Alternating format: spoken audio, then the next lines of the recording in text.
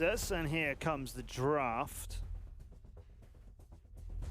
Do you have any sharp priorities here? Because we did talk a little bit about Mowgli prioritizing running on that Shognar, maybe a little bit too much. We have a pretty standard pick ban worked out for how systems should work, but is anything changing? I think for Qlash, they change a lot of things. Both their drafts, usually in the past games I've watched them, they don't really play the same exact composition, not even the same heroes. Literally game 1, game 2, everyone is on a different hero. So whatever Qlash decides, they need to execute that composition to its strengths. And I feel that that's where they kind of lack, because they're so dynamic in their draft. They can play pretty much anything. It throws off their opponents, but at the same time, they need to make sure they execute that draft to 100%. Now, they were just giving us a little glimpse at Sephra, who we are usually expecting to turn up in the top left of the screen, but as a pick, not a ban. Elsu gets banned out instead, and the other one is Darcy. Yeah, Sephra will probably be picked up here. That's what they have played last time. Their last composition was Sephra, Liliana, Omen, Zephyrs, and Wisp. So we could see something similar when they're on that blue side. Nova Esports, on the other hand, they love to prioritize a strong, dominant mid laner for Poseidon, because Poseidon has been showing up a lot in their late game team fights. Sephra was really good for Nova last time these teams met, but she's gone over to the side of Qlash. So where do we think Sephra will get? Who do you think will be looking after Sephra? That'll probably be on Zefta, who does have a history of playing very strong Sephras. And this is, as we were talking about actually prior to the broadcast, Matt, very similar. This is like dead standard for how drafts have been going so far this season. Sephra is almost 100% of the time going over to blue. Yep. That leaves red with their pick of the first two. Typically Varus or Richter are included in that. Here, it's the Varus and Tulin going over to Nova. Yeah, and as predicted, they actually picked Tulin last time with Richter. So Tulin Varus is a very similar draft strategy that they're pulling here. Qlash, on the other hand, after they secure Sephra, they normally will play that, they can flex as support. And Omen and Liliana were the last picks. Now this time it's not Liliana, but Ignis and Omen. Wow, this is a very different pick here for Qlash. I wonder what they have up their sleeves. Well, we know Random likes playing as Omen, but Ignis isn't common. Yeah, no, we haven't seen very much Ignis this season because, well, frankly, he has no mobility, and the damage that made him too powerful during Season 2 has been nerfed. But he's still very good against single target focus. He's very good at locking down teamfights for big AoE damage. He just doesn't have any mobility, so he's easily assassinated, and he is very easy to overwhelm if you can coordinate an entire team's focus on him. Yeah, and if you understand how his combo works with the fire crash and the stuns, you can actually kind of avoid and play around that, because again, that combination that Sukian has been slightly different from when he was so dominant during that Ignis reign of terror that he had. But I am still an Ignis fan. I do feel like we're underestimating the value of Ignis, and I do feel like players are underestimating the value of Ignis. We'll see how it works here. As the final two lock-ins do come out, it'll be teaming down for Nova. So you're saying they're not keeping Ignis sacred enough? Yeah, I think he is hot fire. They are underestimating him. Lindis has got banned for Nova, and Qlash have banned out Telanis. Yeah, Telanis and Lindis, strong bans, because again, it's a competition. It's going to come down to that Dragon lane. Knight will most likely play in the Dragon lane. Don't forget, Knight had an amazing rank breaker crush that he pulled out with great metamorphosis. And Coco, we don't know if he's comfortable on these ADCs. We'll see who can play, like Morin, for example, is a strong ADC in that Dragon lane that a lot of teams have been picking lately. It's another ADC ban, Violet, and Murad completes the bans. We'll go back over to Nova. That's the Vex tax, isn't it? The Murad being removed. Nova, that's not all the characters that Vex can play, which I think speaks to how ineffective he's been recently. The Vex tax was not paid in full. They simply removed one character he can play. We'll see if they can punish that by giving him a Quill and by giving him a Nakroth, the other two characters that are normally banned against him. And Vex's Nakroth is so dangerous when you're facing him, and that's going to be really fun if he does lock in that Nakroth. With Qlash, I can see them following their old similar draft strategy. Zephyrs and Wisps are open, so I could see a Wisp being picked into this Morin composition here, and Zephyrs would work really well given what they want to set up with the Omen, the Ignis, a lot of CC, a lot of sustain that Sephora can add as well. So Zephyrs and Wisps look pretty solid right now for Qlash. There we go.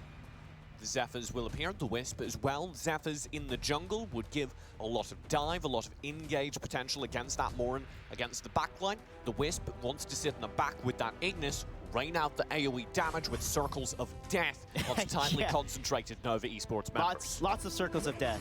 Ignis has a circle of death, Sephora does, Omen does, Zephyrs does, and Whips has that shock and awe. So rockets and circles of lots of damage, death, fire, you name it. This is a really coming. Oh, Wiro. Now Wiro, if you've not watched yesterday's action or, you know, every single week of the Valor series, Wiro only recently added to Arena of Valor, but has not been just making an appearance as though, oh, he's new and we must ban him like we get with Darcy, like we get with Florentino, Elsu, and so on. He was added to AOV, but he wasn't added to the Valor series because, to be frank, he's not that powerful. So we haven't seen very much Wiro because, in comparison to all the other characters, he just doesn't bring anything extra special. This would be side lane Wiro, I guess? Probably, and plus you have to adapt your entire team's behaviors, which is a big shift in changing the behavior of his passive Sacred, because you have to run up to him and touch him when he's dead to maximize that. But you know what? We're not going to worry about Wiro. We got Ryoma instead. Well, we had something to think about briefly, experimenting and exploring that idea, but then Ryoma comes in, yes. This is Morin on Vex. Jungle Morin. So this is interesting because I think this is worse. Here's why, because Morin has Punish. He doesn't have Flicker, so he can't dodge a lot of the CC and the Flicker engages that you could see coming from an Omen, for example.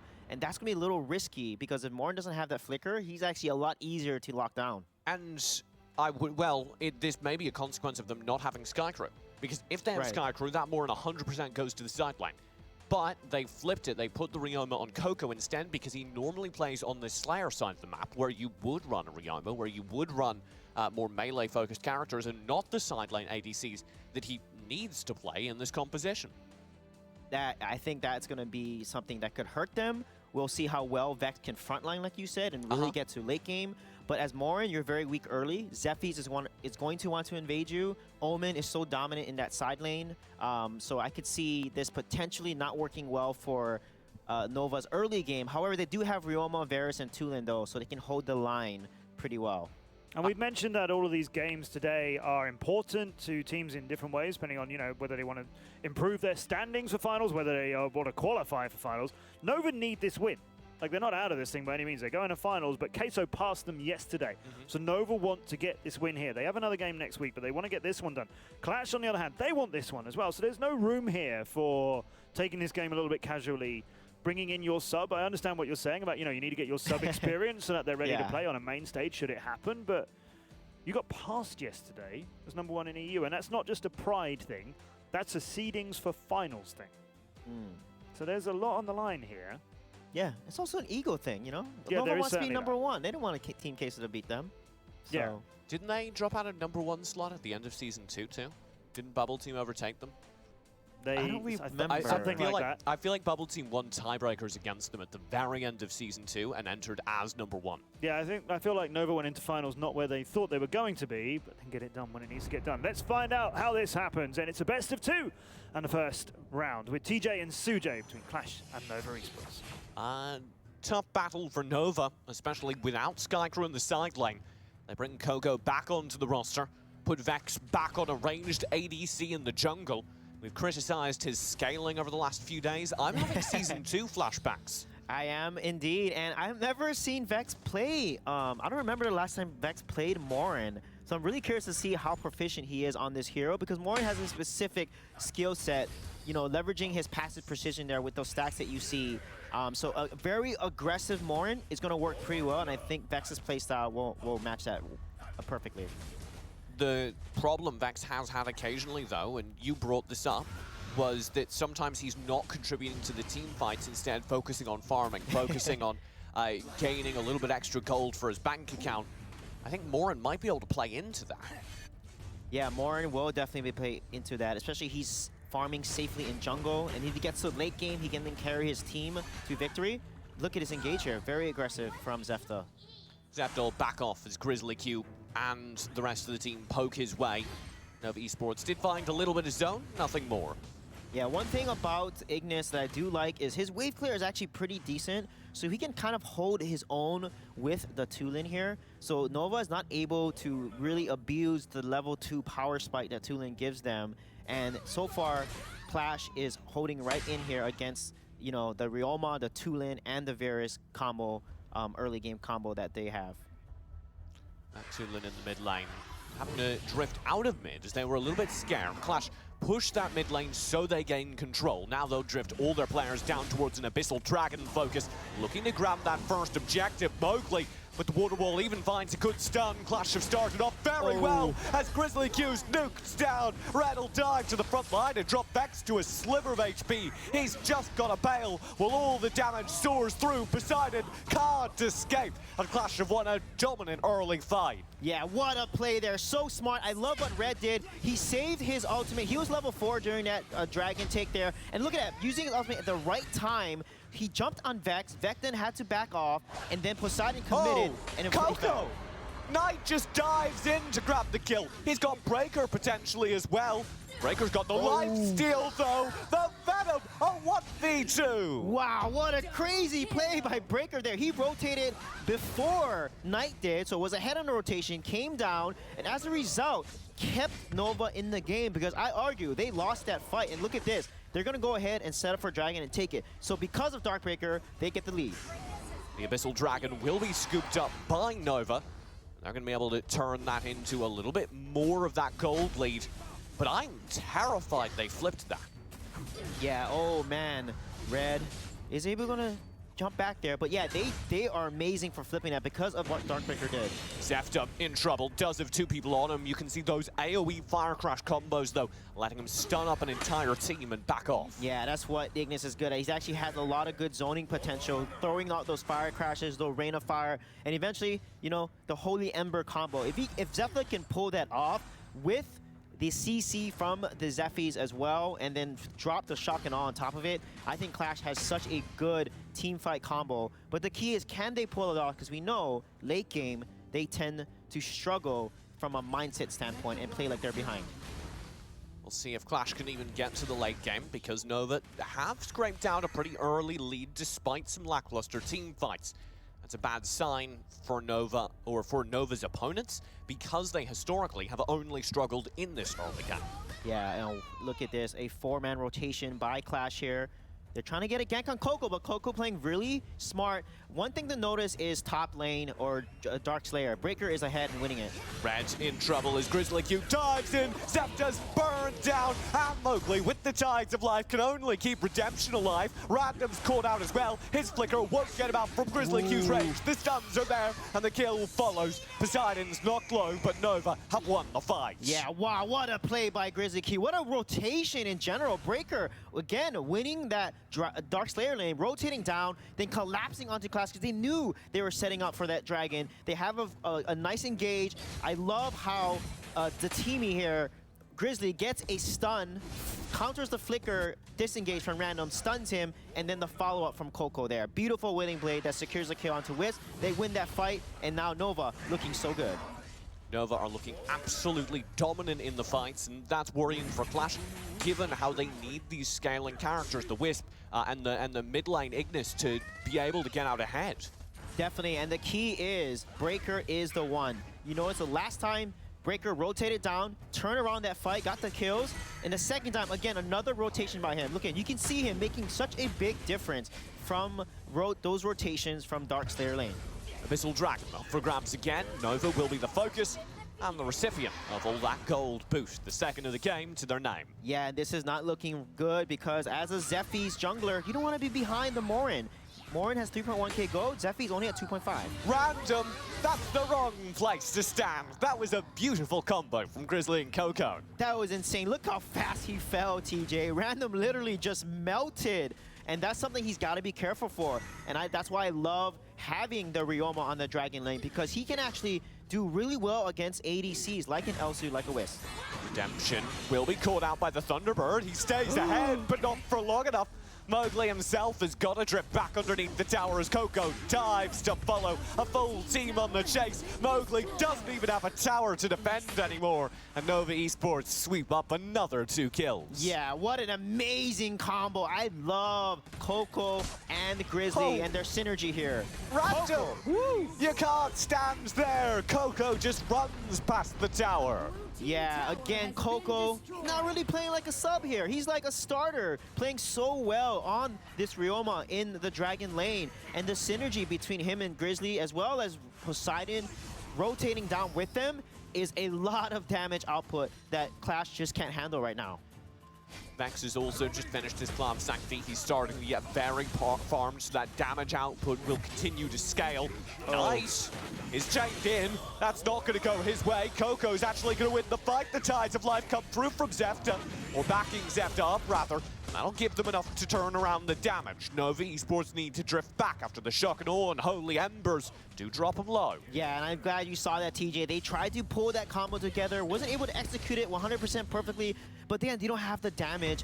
I don't see Ignis doing much of a difference here. Zefta is struggling to add a lot of impact to his team fights with this Ignis, and as a result, they have completely lost control of the dragon side of the map, and that means Nova is going to get another dragon. Another dragon and all the farm in between. A massive gold boost over to Nova as they now have a very solid lead. Yeah, this is crazy. Almost a 7,000 gold lead. They're getting more than 1 kill a minute on Nova's side. And look at the item differential as well. The Spear of Long Genius on this Ryoma combined with Morin, that's going to be a lot of damage coming from both the Ryoma and the Morin. Mowgli did check that mid-bush. Ring of the Fiend gives him vision on it. Leaned out, saw 3 Nova members, did a 180 real fast.